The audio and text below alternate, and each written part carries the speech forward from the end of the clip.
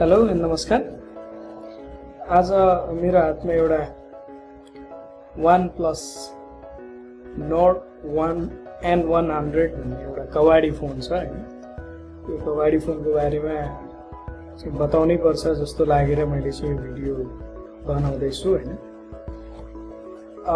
यो फोन चाहिँ मैले किनेको लगभग 1 महिना जति भयो। यो चाहिँ 64GB र 4GB 64GB को भेरिएन्ट वाला हो हैन। यो चाहिँ फोन किन्ने बेला त ठिकै थियो हैन। मैले लिएर आएँ, चलाएँ। लगभग 1 हप्तापछि यो फोनले चाहिँ धेरै दुःख दिन थाल्यो। लाइक अब ह्याङ हुने हैन, बढी हिट हुने, अनि त्यसपछि अब कुनै पनि एप्लिकेसन्सहरूलाई स्विच गर्नु पर्यो भने स्विचिङ गर्दाखेरि चाहिँ समस्याहरू आउने। आई मिन मल्टिटास्किङ गर्दाखेरि चाहिँ हैन, त्यसलाई मल्टिटास्किङ चाहिँ नभनौँ है। कहिले कहिले चाहिँ हामीले अब फेसबुक चलाइरहेको बेला मेसेन्जर ओपन गर्नुपर्ने हुन्छ हैन। मैले चाहिँ त्यो मेसेन्जरमा पपअप चाहिँ युज गर्दिनँ हैन। त्यो कारणले गर्दाखेरि चाहिँ मेरो स्विचिङमा चाहिँ मलाई धेरै समस्या आयो। अब युट्युब चलाइरहेको बेला मेसेज आयो भने मेसेन्जर माथि अब स्क्रल गरेर क्लिक गरिन्छ नोटिफिकेसन, अनि त्यो खुल्नलाई टाइम लाग्दिने हैन। त्यस्तो किसिमको चाहिँ यसमा धेरै समस्या आयो हैन। यो चाहिँ हेर्नु होला, Nord 100 भन्ने चाहिँ यो मोडल हो हैन। यो चाहिँ अब हेर्दाखेरि एकदम फ्यान्सी स्टाइलको छ, दामी छ हैन। बक्स पनि राम्रो छ है। अनि मलाई चाहिँ एउटा कभर पनि आएको थियो हैन। अनि let me open this box है। यो फोनमा चाहिँ के छ भन्ने कुरो तपाईँलाई पनि जानकारी हुनु पर्यो नि त हैन। यसको बक्स पनि फेन्सी नै छ है। अनि एउटा यो क्याटलग आउँछ हैन। यो क्याटलगमा चाहिँ के छ हेरौँ है।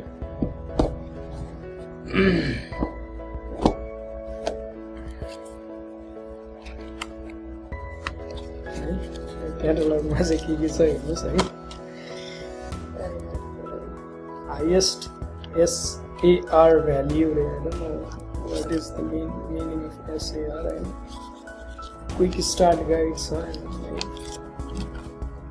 सेफ्टी इन्फर्मेसन भनेको छ। यो सेफ्टी इन्फर्मेसन चाहिँ पढ्न एकदमै जरुरी रहेछ यो फोन चलाउँदाखेरि, किनभने यो लास्टै तात्छ हैन। कुन बेला पड्किन्छ थाहा छैन हैन। So it's better to read this instructions है, इन्फर्मेसन्स। ओके, म यो टाइम निकालेर एकछिनपछि पढ्छु। मैले पनि भर्खर थाहा पाएँ सेफ्टी इन्फर्मेसन रहेछ हैन। हेर न के लेखेको छ भित्र। अनि हामीसँग एउटा OnePlus को वारेन्टी कार्ड छ हैन। जुन चाहिँ सेलरले दिएको हो हैन। मेरो नाममा बिल छ है, as you can see guys है। यो प्रोसेस गरेको डेट पनि यहाँ लेखेको छ 2077 साल 12 महिना 25 गते भनेपछि वैशाख जेठ लगभग 2 महिना जति भयो। अनि यो बिल छ हैन। बिलमा के लेखिएको छ हेर्नुहोस् है त।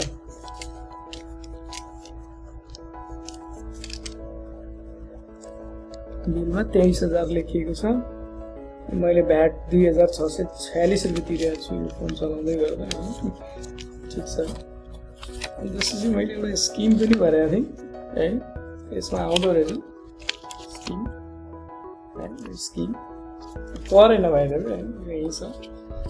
यसमा आउने भनेको अहिलेलाई मसँग भएको यति नै हो हैन। साइड लगाउँ, फोनतिर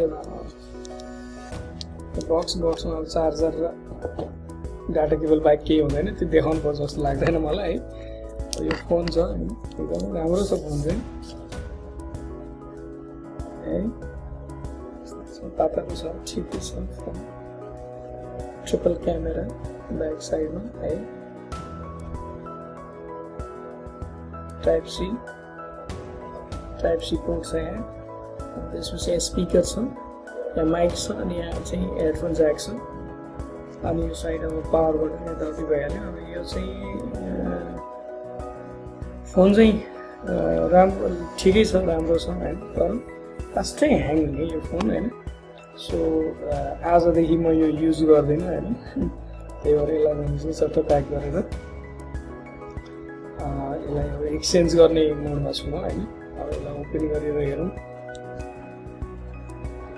फ्यान्सी स्टाइलमा OnePlus भनेर आउँछ है तर यो OnePlus चाहिँ हैन 1 माइनस चाहिँ हो जस्तो लाग्यो हैन त्यो भएर यो फोन चाहिँ तपाईले OnePlus को नोड N100 फोन चाहिँ झुकेर पनि नकिन्नु होला ओके यो बुटिङ हुँदैछ ओके यति नै हो अब यो फोन अब बुट भएर तपाईलाई देखाएर पनि के हुने होला छैन हैन मैले चाहिँ नकिन्नु नै भन्छु हैन यस्तो किसिमले छ है लास्टै हेर्नु खासै राम्रो छैन